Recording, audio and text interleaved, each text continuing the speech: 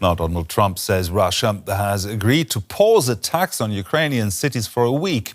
The US president said Vladimir Putin has agreed to a personal request from Trump not to fire on Kyiv and other cities and towns for a week due to the current extreme cold. Ukraine's President Volodymyr Zelensky thanked Trump for his effort. But overnight, Russia launched more than 100 drones at least one missile at Ukraine. In recent days, Russia has hit Ukraine's energy infrastructure, disrupting power and heating supplies. Well, let's bring in our Riga Bureau Chief Yuri Resheto. DW has been reporting on Russia from Riga since we were banned from reporting inside Russia. Now, Yuri, has there been any acknowledgement of Trump's claim from the Kremlin? Well, Kremlin spokesman Dmitry Peskov had confirmed that US President Trump asked Russian President Putin to hold strikes on Kyiv until February 1st to, as he put it, create favorable conditions for negotiations. Peskov didn't say whether Putin agreed nor what types of strikes were meant, only that the request concerned conditions for talks. 2 points stand out. First, February 1st is almost here, so any pause would expire within days. Second, Trump referred to all of Ukraine, while Peskov mentioned only Kyiv, a remarkable difference. And it's unclear whether the pause will be extended. The head of the State Duma Defense Committee said such a ceasefire wouldn't serve Russia's interests. Let's keep in mind that throughout January, you said that the Russian armed forces continued to regularly attack energy facilities in Ukraine, including this week. But on the other hand, a pause in shelling is probably also a challenge for Ukrainians.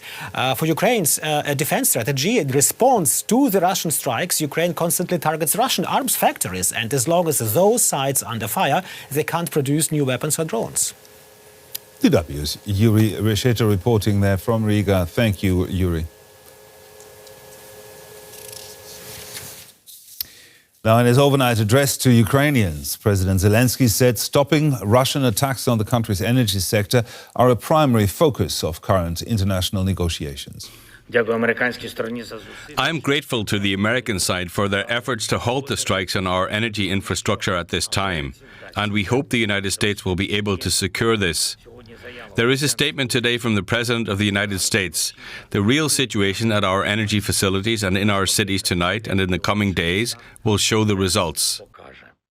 Now let's get some reactions from Ukraine now.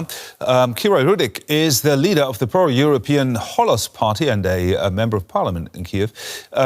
Kira, welcome back to DW. Do you think Donald Trump's personal appeal to Putin to pause the bombing will have any effect? Hello, Gerhard, and thank you so much for having me. I think it will be add up of the different reasons, including President Trump's ask. What we have seen before is that Russia was using the missiles that were manufactured in 2026 at the recent attacks, which means they must not have a real stockpile of weapons and supplies to launch a really massive attack within the next couple of weeks.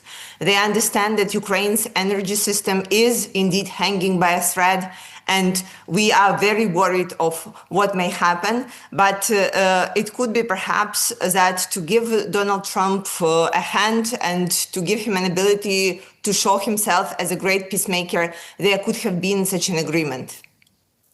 Now, what's the situation with the civilian infrastructure right now across the country, given the freezing temperatures? So we are in the middle of the cold spat, and we anticipate that the temperature will go below zero, down to -22 today and tomorrow, and the next 5-6 days. The emergency services are trying to fix as much as possible. However, it is impossible to fix it back to normal. And so in Kyiv, we still have hundreds of homes that are without the heating. We still have electricity just for a couple of hours a day, and fortunately the water supply has been restored in the most of the apartments. But it is again something that is done by a really unprecedented push from all our emergency services, and even if we didn't have the attacks, such low temperatures is a huge pressure on the energy grid. This is why everyone is so worried that if we will survive the next couple of weeks. So, can you describe to us how's morale in the country? How are the ordinary Ukrainians holding up? People are frustrated, of course. It's very hard when you cannot provide like basic things to yourself and your family, when you are constantly cold, when you have to figure out a way to meet the basic hygienic things, and when the electricity is really unpredictable when it will arrive. People are mostly concentrated on helping each other. And of course, people are exhausted, but I didn't hear any single person saying, oh, we should give up or we should capitulate. We understand who the enemy is. We understand how hard it is. And that's yet another Russia's attempt to break down our spirits. We know that it wouldn't be easy, and this is why we are so grateful to all the partners who are sending us the diesel generators, including Germany, including European countries, because it gives us yet another fighting chance, surviving chance. And on behalf of Ukrainian people, I'm really, really grateful. Now, with the force build-up around Iran, are you concerned that President Trump might be distracted from his focus on Ukraine by the current situation and the conflict with Tehran?